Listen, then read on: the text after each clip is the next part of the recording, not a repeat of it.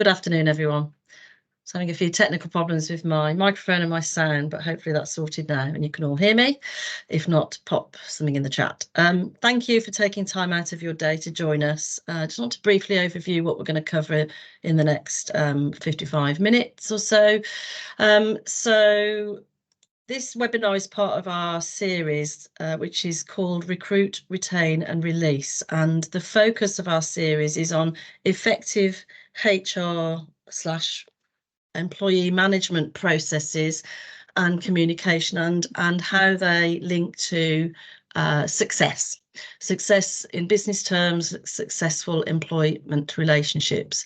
Now, just to give you some sort of high level statistics for us to put this in context today. So we're thinking about retaining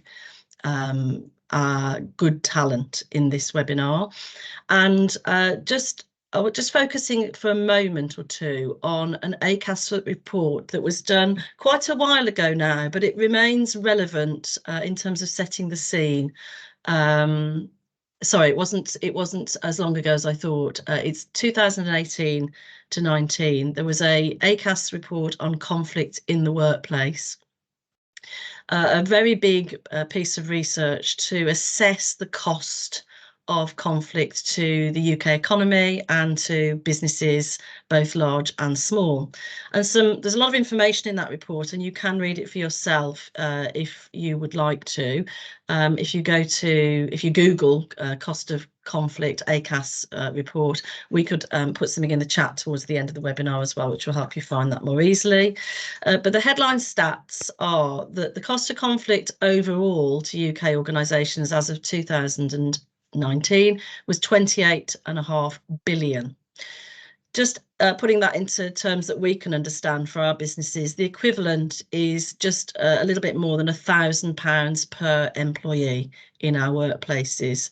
Now, we know that close to 10 million people experience conflict at work through this survey, and of these, over half suffer stress, anxiety or depression as a result. In other words, much of the mental health challenges that we see employees facing come not necessarily as a result of external factors in their lives, but as a result of conflict situations at work, and whether that's caused by them or by the organisation itself. We know that 900,000, so that's just under a million, took time off work, nearly 500,000 resigned, and more than 300,000 employees were dismissed, all as a result of conflict situations. There's a growing body of evidence that's suggesting that quality of management is the key sort of to unlocking the UK's productivity challenges. In particular, there seems to be an argument that organisations have in the past tended to place too much emphasis on developing leaders that are concerned with strategy development, and overlooking the importance of encouraging core management practices such as the management of performance, which are seen incorrectly as basic or easy to do, when in fact they're highly skilled areas of management. There are four main costs of fallout of conflict in the workplace, covering these areas: resignation, absence, presenteeism, that's working whilst ill or being disengaged, or negative productivity. That's one area of costs, so the costs of those sort of internal costs to the business. The second area is the cost of time in producing informal resolution to conflict in the workplace. The third area is the cost of managing formal procedures to manage conflict. And then when things escalate, the fourth area is the cost of litigation, when things become legal processes. So some of these average costs then, as assessed by ACAS in this report, cost of recruiting one employee on average is just under £5,500. The cost of lost productivity when that employee leaves, whether they resign or they're dismissed in a situation of conflict where things don't end up well, and the cost of getting somebody else up to speed is a big cost. It's estimated at just over £25,000 per employee. Sickness absence on average is 4.4 days per employee in the UK, but it rises to over 21 days where conflict comes into play. And as we know, if we've had anything to do with legal processes involving employee tribunal claims, costs rise exponentially as conflict escalates into the more formal procedures and then litigation. Now, a health warning on this webinar, and I am taking the time to explain this. We will be covering an overview of how effective management of performance and development can help with retaining key talent. What we will not do is take a deep dive into areas such as organisational culture and values, ways of financially incentivising employees, such as bonuses or share options, which are outside the scope of this webinar. They are obviously also an important part of the jigsaw of retaining talent in a very competitive recruitment marketplace. Over to Isha. Oh no, is that me? Sorry. Over to me. Just introducing us, if you're new to us on this webinar, haven't joined us before, we're a small niche law firm covering IP, intellectual property, commercial advice, areas of advice around helping tech businesses to trade, and of course HR and employment law. We have some very core values which are around putting people first, being collaborative, being straightforward, and embracing challenge and change. And that's me. I'm our lead employment law solicitor. So I'm going to hand over to Isha to talk a little bit about the importance of mission, vision, culture and values in retention of staff.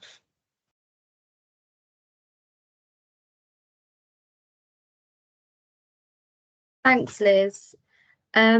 So, yes, as Liz said, I'm going to be talking about mission, vision, culture and values. And to start with, I just have a couple of questions. So if you could either raise your hand to the first one, because it's just a yes or no question. And then for the second one, you can also raise your hand because it's also a yes or no question.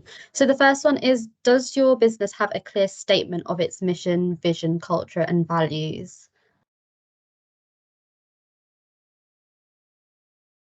So far I can only see one company does. 2, 3. Okay, so roughly about half of the members joined do have a statement of its mission, vision, culture and values. And the second question is, are your staff aware of what this says? What your mission, vision, culture and values are? So a lot of people, okay, so one person has said yes, a couple of people has said yes. So that's really important. It's all well and good having values and having you know, a statement about what your culture is, but if staff aren't aware of it, then they're not going to know how to follow this and how to foster an environment where your mission, vision, culture and values are actually expressed and people follow them. So it's really important that employees are aware of what these say and that they are able to see examples of this from management down, so they've got someone to follow, to look up to. And people are more likely to stay in an environment where they feel that their values, the company's values, align with their own.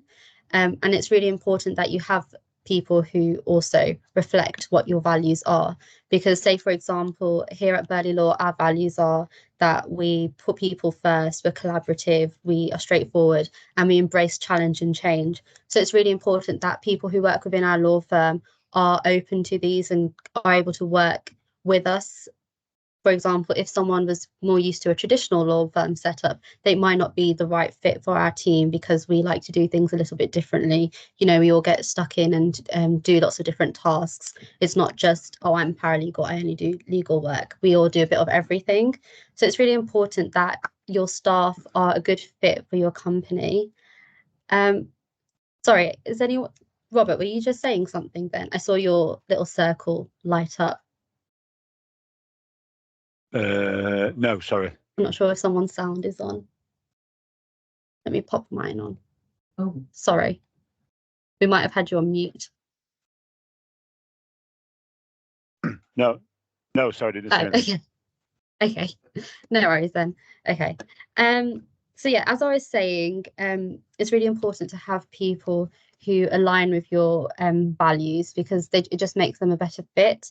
And it also influences employees' behaviour if they're aware of what your company's values are. And it's important because people with similar values and who fit within your firm's culture are more likely to help the business grow. So moving on to roles and responsibilities. So as we spoke about in our last webinar, it's really important to have a contract of employment. Well, you have to have a contract of employment, and to make sure that your employees are aware of what their role is. So for example, usually the contract will outline what the role is. So for example, in mine, it says that I'm a paralegal, and usually there is a job description annexed to the employment, so that annexed to the contract, so that the employee is aware of what their roles are, what their responsibilities are, and how they're going to contribute to business. In times where job descriptions change, obviously as time evolves, people's roles change and their job title might change as well. For little minor changes, you can confirm these in writing, maybe in a side letter. But for bigger changes, for example, where people's roles are completely changing, or they're on a higher pay grade, you should maybe consider issuing a new contract of employment. Job description and contracts are important as well, because it can help identify if there are any gaps. Say, for example, job description says that the employee needs to be able to work efficiently on your accounting platform, and then as they start doing that job, you identify that actually they can't work efficiently on your accounting software. It enables you to put training in place so that they can meet those competencies. And it's really important that your staff are aware of who to report to, who their line manager is. So for example, if they have a HR problem, who they should go to, if they need to book annual leave, who they should report to, and if their role changes, it's important that they're informed of any change in their line manager if they need to report to someone else. Over to Liz. So it's great to have your mission, vision, culture, values set out. Usually those are done at a very high level. Business ownership will sit down maybe once every 2 or 3 years to review them. It's great that you've got contracts in place that clearly identify the job that somebody's been recruited to. But things should not stop there. It's not enough for your employees to know on a piece of paper what your business stands for, how you do business, where your business is going. It's great if you communicate that to them once a year, or even just at the start of their employment. But going forward, good, successful recruitment and development of your workforce and growth relies on the process of managing individual performance as well as organisational performance.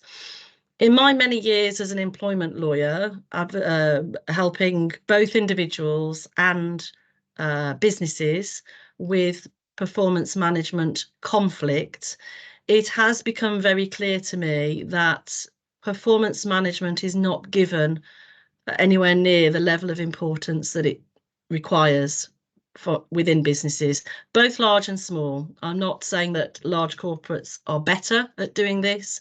I have come across some shocking examples of failure to communicate performance levels required, failure to review, monitor, skill up, support, coach, mentor, even through to failure to trigger formal processes to deal with the gaps that linger. And I've come across that in both huge organisations and small organisations. Of course, the resources that are available to global business or even national blue chip businesses are very different to those that are at the fingertips of SME owner managers.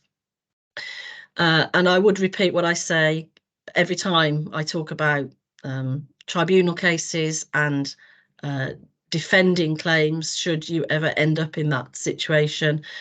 Tribunals will assess the resources available to organisations when they consider whether decisions taken to end employment by employers have been fair or not. So please bear that in mind as we go forward and think about this very important thing called performance management. So what is it? Why is it important? Well, it's essentially about making sure that your employees are doing the job they're paid for, that they fit with your business, mission, vision, culture, values, that they're developing in a way that stays aligned with your business plan, and that they are happy and engaged, and that they see a future for themselves in the business, whether that's short, medium or long term. It's about managing expectations on both sides of the employment relationship, and it's about good communication to handle both good conversations and difficult conversations.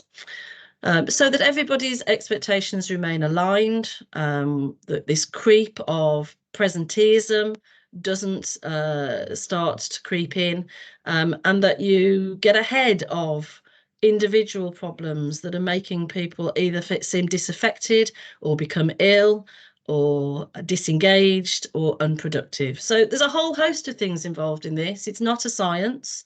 It is a behavioural issue. It is an issue that people can be skilled up to do effectively. And I'm a great believer that without training, managers are really let out, to, sort of hung out to dry in trying to manage performance and development of individuals, unless they have a particular passion and a sort of God-given natural ability for it. And not everybody does have that. But it can be taught and it can be done effectively, even if you think we're doing nothing now and how on earth are we going to bridge that gap? We can address that.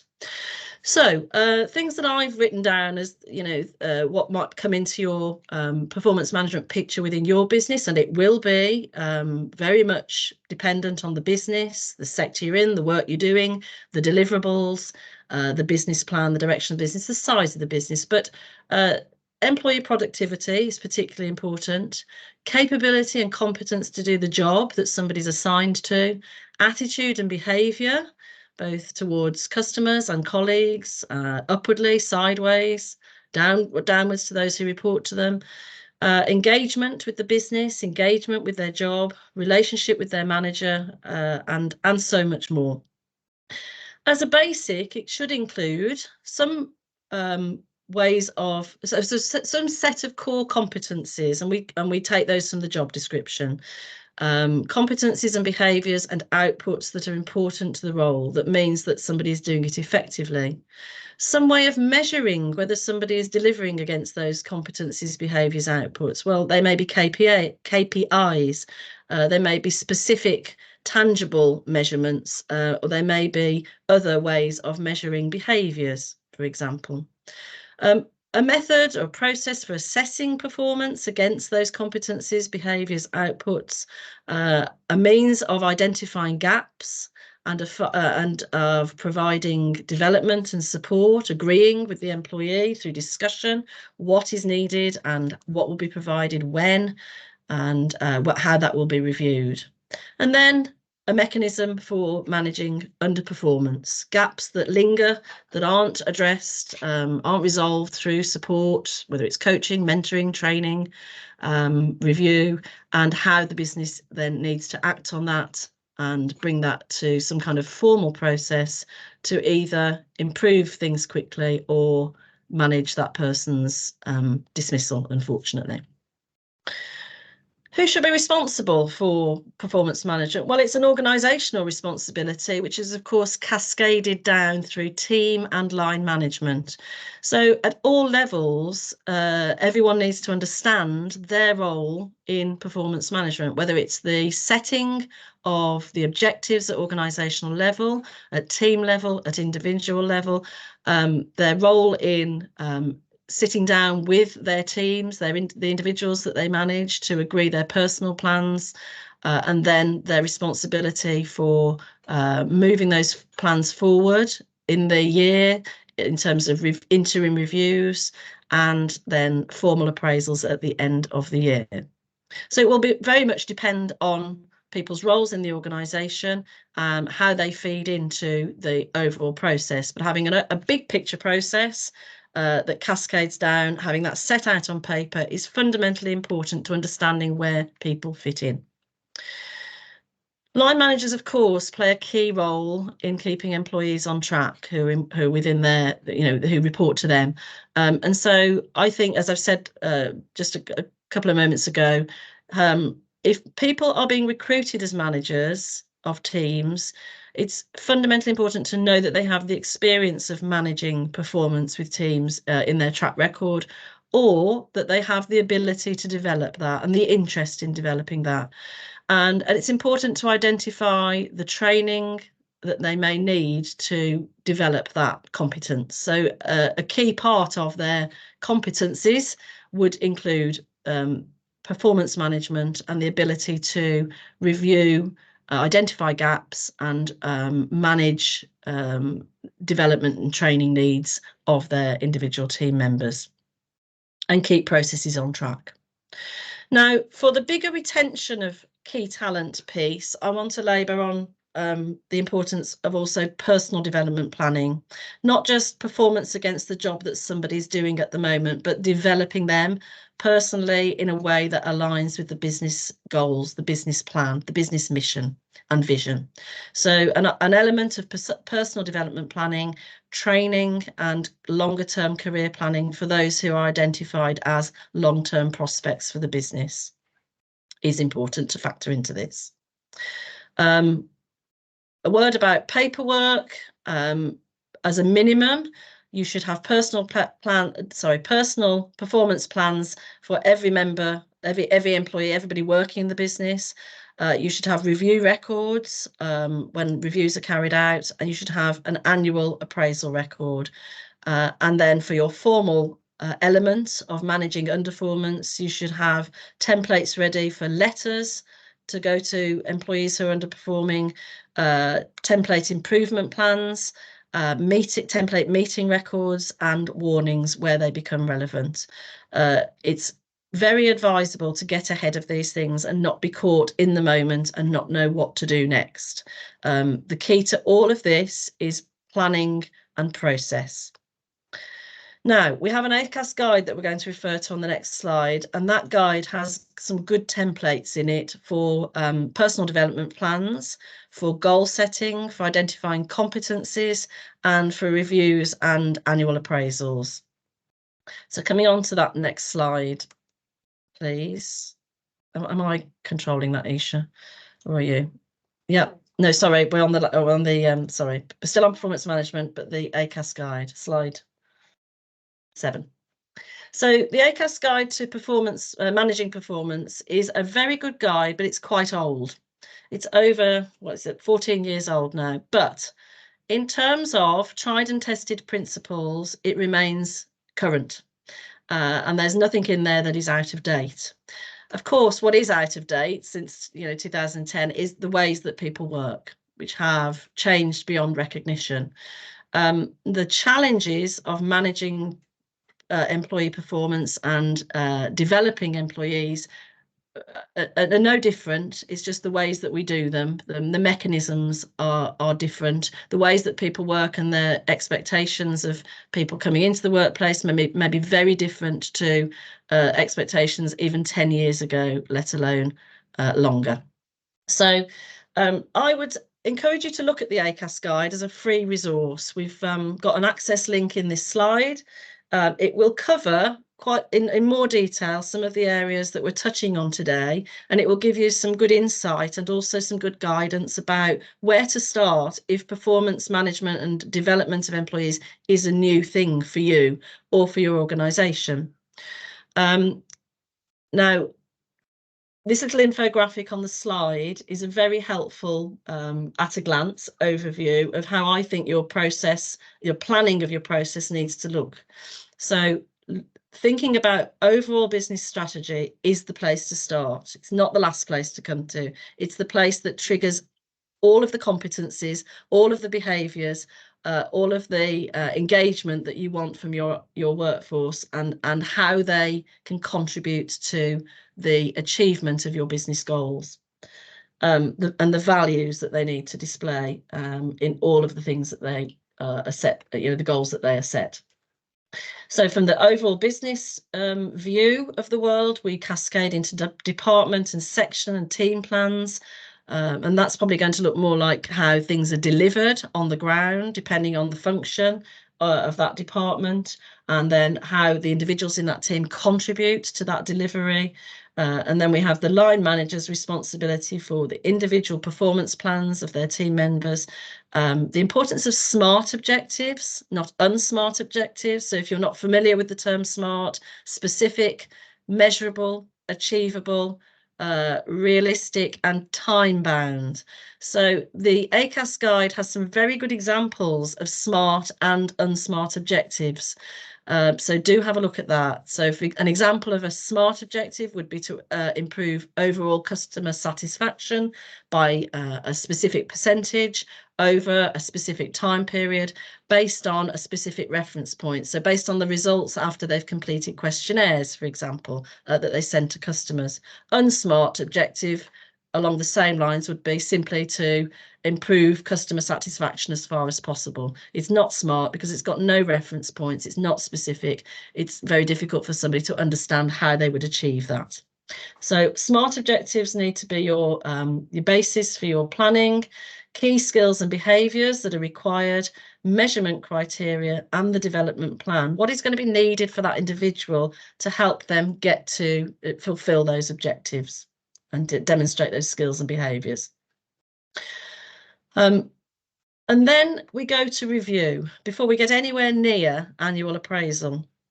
We'll come on to annual appraisal in a moment or two, but regular feedback and discussion with the worker, the employee, is fundamentally important to keeping things on track. Regular reviews don't need to be terribly formal. In fact, they're better if they're meaningful, if the employee is relaxed and at their best to be able to contribute to a discussion rather than it being a one-way information dump by their manager. It needs to be somewhere that's safe for an employee to be open about their self-reflection and to receive constructive feedback, not criticism. And it needs to be a place where feedback is both good and constructive. So celebrating successes, talking about things that haven't gone so well, and encouraging the employee to self-reflect is a very important part of those regular reviews, rather than being told that they are not up to the task. So coaching and adjusting objectives are also important in that regular review piece through the year. Now, how often you do that is up to you and your business. I would suggest that as a minimum, and depending on the number of employees you have within a team, you ought to be looking at a once a month touch point with each member of the team, and particularly newer people within your team. So moving on to the next slide. I'm going to touch on training and development for a moment or two, because training and development, as I said earlier, is a key element to long-term retention. We know that not everybody is going to see themselves with a long-term career within your organisation, and we could get very cynical and say that people's view of the workplace is very short-term in 2024 for lots of different reasons. However, I believe that if you are prepared to invest time in understanding the aspirations, the abilities, the expectations of your employees, particularly those who are new to the organisation, but also those who've been with you for quite a long time, longer, you will get to a place where there are positive discussions to be had about aligning both the business goals to individual aspirations. So essentially, this is about communication and it's about open discussion. I was with a business yesterday who are quite progressive in the way that they are developing their organisational culture. They're a small business, they've got less than 10 employees. But their approach to developing their workforce, and they recognise that they cannot They cannot recruit all the talent they are going to need to grow externally. External recruitment has been a very mixed experience for them. So they recognise that growing and investing in their talent that they mould for their business is going to be really, really important to get the growth that they need. So their approach to it is to be open and transparent about what the organisation might look like in 3 or 5 years from now, to have that mapped out on a chart or a piece of paper that actually includes roles that probably don't exist now. But if the growth happens, they will exist in 3 or 5 years' time. And that organisational mapping for the future feeds into the personal review, the personal development and training. Those who see themselves with skills and abilities and aspirations for roles on that map can start planning towards that with the help of the organisation. I think that's a really progressive and healthy way to involve people in their future, and it gives people who are looking for more than just a pay packet a reason to stay engaged with the business over a period of time, and that's fundamentally important, that engagement piece, to having people stay with you. It's fundamentally important for retention. So I'm not going to say any more on training development there. It's a massive topic in itself. We can come back to it in future webinars. Over to Isha.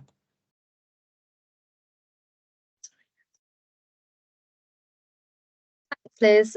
So as Liz mentioned, I'm just going to touch on appraisals. So Liz touched upon it briefly when she was going through the ACAS infographic.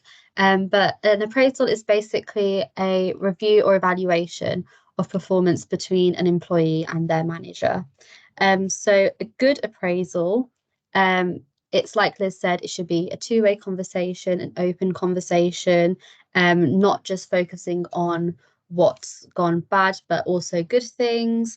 And it should be in a relaxed environment so that the employee feels open to their concerns and their views about how things are going. A bad appraisal is usually just the employer telling the employee, you've done this bad, improve on it, or else. It's not really a joint conversation. It's more of the employer telling the employee what's gone wrong. And it can feel rushed. The employee might feel intimidated and that they can't air their views, or they can't speak about how they think their performance has gone. And it could also be where the employer is bringing up issues for the first time. And this might come as a surprise to the employee because in the previous 12 months from their last appraisal, nothing has been mentioned about this particular issue.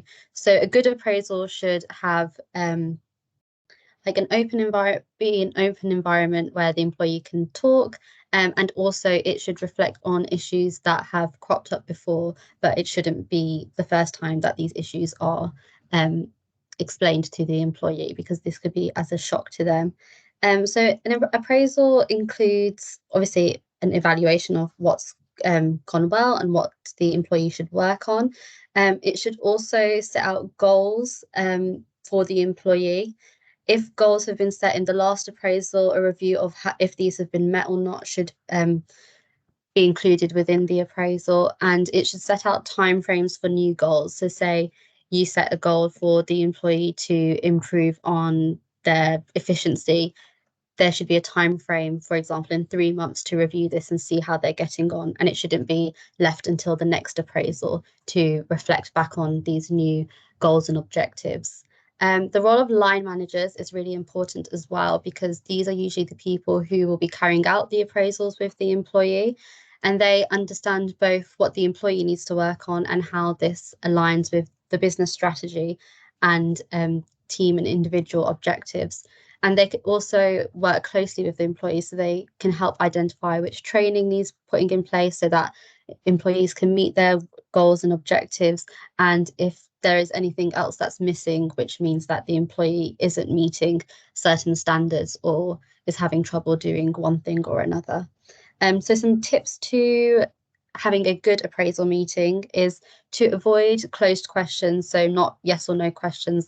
Have questions that are open questions so the employee can elaborate and explain, why they feel like they've done well in a particular area or why they think they're slacking in another. Have, like Liz mentioned, have the employee self-reflect. So this doesn't have to be shared with their line manager, but it just means that the employee has thought about their performance over the last 12 months and, has really thought about if they've met their goals and objectives, and perhaps had the meeting in a different environment. So it kind of takes away the more daunting pressure of being in the workplace. Maybe have it over lunch or go to a cafe and do it. And if there is a rating system that's used, make sure the employee is aware of what each score means. So that, say, for example, they had a good in something, how is the step up to really good or excellent, and how they can move from one score to another. Sorry, slides. So we just have a question now. If you want to pop your answers in the chat. So how many of the following does your performance management process include? So do you have annual appraisals, personal development plans, regular reviews, performance improvement actions, or do you have something else, or do you have none? Just pop your answers in the chat and we'll see what everyone has to say. Or you can put your mic on and you can say it out loud if you want to. So a few people have said all 4. Some people have said 2 or 3. So that's quite good. That means, at least you don't have none of them. So these are good things to have in your performance management process. And as Liz said, it's important that you have a process in place and that you're consistent with all of your employees doing this to avoid getting into tricky situations. I'm just going to move on to failing fast, and it's back over to Liz. Put my camera on. I'm just going to follow up from the question before I get into this slide. Just follow up from the questions that were just asked. How many, if you put your answer in the chat, how many of your in your business do you train your managers on how to conduct both performance reviews and formal performance management, should it be needed?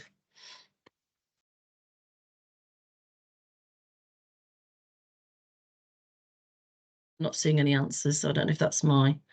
Oh, yes, shadowing. Okay, yep. Are there any organisations here that are actually delivering specific training to managers, or including that as part of the manager's core competencies for their role? So how many people Martin, I think I didn't hear, how many of you, is your organisation training its managers on performance management, performance development, and if so, would you like to say how? So we've got one saying shadowing, no one else seems to, not currently. Okay, so this is interesting because it picks up on something that I have talked about in this webinar already, which is the importance of making sure people know how to do it. Yeah, online short courses can be very useful. Understanding the or sort of understanding what the outputs of those courses are for that individual is quite key. Measuring whether they've what they've learned and how they're going to apply that. So getting feedback and also ensuring people are actually delivering, doing the learning, practicing what they've learned. So I'm going to move on now to thinking about the title of the slide is Failing Fast. And what I mean by that is identifying and addressing problem areas before they spiral out of control. Now, earlier on, I talked about having experience of dealing with serious performance issues from the point of view of employers not knowing what to do with their employee and coming to me for advice. I've also got experience of advising the employee that is facing that and not knowing what they can do about it and feeling very worried and scared about the future. And what that experience has told me is that in some cases, and it's not in every business, not for every employee, but there is certainly a problem with organisations carrying out their yearly process, doing the performance plan, doing the yearly appraisal, but not getting to grips with gaps in performance of the individual. Often that's out of fear, not knowing how, fear of the consequences, fear of the conflict, the response, fear of the employee just going off sick, not engaging, and then not knowing how to move that on once the employee is off sick. So there's all sorts of fear factors involved. But unfortunately, that fear means that the problem doesn't get addressed, and the organisation then has to do something to bring things to a head or to an end. That usually means phoning the lawyer and saying, how do we get rid of this as quickly as possible? Now, there can be lots of reasons why situations end up in that way. That person may not have been a good fit for the business from the beginning, or something may have changed in them that means that their performance has suddenly gone off track, or their attitude, they become disaffected. They may be swinging the lead, but there'll be a reason why things have got to this situation, and it usually goes back quite a bit further than the here and now. The failing fast slide is all about getting to grips with that something before it spirals out of control, before you have to pick up the phone to the lawyer or the HR consultant. It's understanding what you can do and should do to manage a problem before it grows legs. And there are things that you can and should do before you get to the point where you say to the lawyer, how much is it going to cost? We need a settlement agreement. Or worse, before you get the tribunal papers land on your desk. So, failing fast is all about acting early.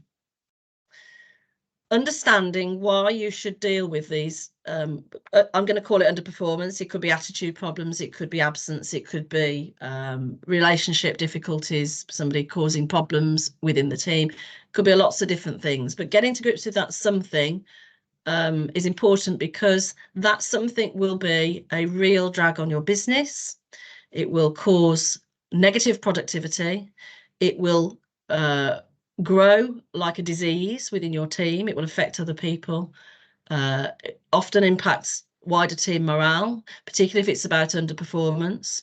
Other team members who are having to pick up the work of the person that the team is carrying become disaffected. They can turn from being very engaged to disengaged quickly, and the wider culture can be impacted. Wasted time, money and resources cannot be overstated. The time it takes to manage difficulties in the workplace is huge. Read the ACAS report. The money that you will spend on lawyers, whether it's to put in place a settlement agreement, the lawyer isn't the only cost there. You're going to have to pay the employee to go. And the resources that you could be putting to good use in what the business is really trying to achieve, they can escalate very, very quickly. So there is an imperative to doing this. It's not just about compliance, getting it right in terms of the law. It's about what is best for your business in the short, medium and long term. So my advice is always to use the probationary period to good effect. I've said use it to jettison misfits quickly. I think we can all understand what that means. Whether somebody is a misfit in terms of they're not right for the job, they've told you things at interview and on their CV that just aren't correct.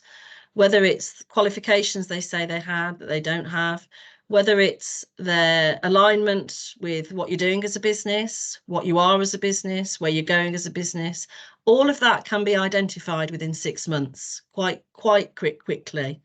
And it needs to be acted on. Now, the benefit of a probationary period is that you can dismiss, you can say it in your contract, we dismiss on shorter notice. It's usually a week.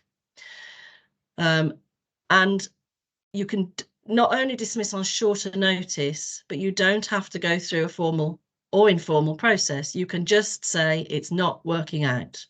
If you want to give reasons, you can. And if you've got one eye to discrimination law, which applies from day one of employment, it will probably be sensible to have a note of the reasons why somebody is not a good fit for the business, not because of who they are, because of what they can or can't do, the behaviours, the competencies, the attitudes, the misalignment with business culture and values. Take those reasons away from personal characteristics that might give them a footing for discrimination complaints. So do it very quickly, use your short notice power, use your ability to extend the probationary period if needed. Now, what that often looks like by the time I see a case is that nothing has been done to review performance or attitude or behaviour during probation. And at the end of the 6 months, the employer has just decided to extend. No explanation, just you were going to extend your probation, we're not happy with you. That shouldn't be the way it's done, because that tells the employee nothing about why it's being extended and what the problems are and what they need to do to make the problem good. So a probationary review at the end of the probationary period as a basic minimum is what you need to do with the employee, face to face, ideally, and you need a record of it. And if there is an ongoing issue that means that the period is being extended, you need a letter to them, an email explaining how long for and why, and what they need to be doing to put that issue right, what support the organisation will give as well. So beyond the probationary period, if somebody, you should never get to the end of the probationary period and confirm employment if there is a problem. So let's assume all is tickety-boo, we move beyond probation, employment is confirmed, that person now is on board. They should have a personal development plan in place. They should understand the competencies, behaviours, their objectives for the coming year, and you go forward. Now it's about identifying gaps through those regular reviews through the year and providing support, understanding reasons for underperformance, understanding whether that's to do with something that's happening inside the organisation, whether it's something you can help with, or whether it's something external, something in their own life. If it is something going on outside, then it's with the responsibility of the individual, with support, obviously, to get to grips with that. And if they can't, then that becomes a problem that the business cannot be responsible for. And there are ways of conducting processes to deal with that on a formal footing, whether it be conduct or capability. But it's important that you understand which process you're using when somebody has more than 2 years employment. Why? Because they then have unfair dismissal rights, and the unfair dismissal law in this country requires you to have a clear, fair reason for dismissal. You have to choose your reason, you have to stick to it, and you have to prove your reason. So it's really important after 2 years that you understand the problem that you're addressing, you've labelled it correctly, and you have the process in place to address it and bring things to an end if it's not, that process isn't successful. I put on this slide, identify the issue, can't do or won't do. There's a fundamental difference, and it's sometimes not understood by businesses, that there is a key difference between a can't do employee, I cannot do it, I don't have the ability, or I don't have the training, I haven't developed the skills, I haven't got the experience, but I'm willing to learn. There's a difference between that and I won't do it. I'm not going to turn up on time. I'm not going to deliver against my objectives. I'm not going to improve my behaviour. I'm not going to do things the way the business wants me to do them. That difference between can't do and won't do is important when you get beyond 2 years. I think it's also important before 2 years to help the employee understand why it is they're not delivering, they're not up to scratch. It helps. If they have it within them to improve, they will start to do it. But labelling it for what it is will help them if they have it in them, if they want to improve, and if they've got the ability to do it. So I think in kindness to them, it should be called out earlier than before 2 years, but obviously you must do that once you reach that 2-year threshold. If you're going down a formal route for conduct or capability processes, you must as a minimum meet the ACAS standards, and you can find the ACAS Code of Practice on dealing with disciplinary and grievance matters on the ACAS website. Just one final word about consistency. It's very easy to put a lot of effort into people who are engaged and responsive, who you see having a bright future with the organisation, and leave others behind. Make sure that your processes are consistent and they're not easy. You know, they're not an easy target for arguments about fairness or discrimination. So I think we're going over to Isha now. That includes my section on failing fast and getting to grips with problems.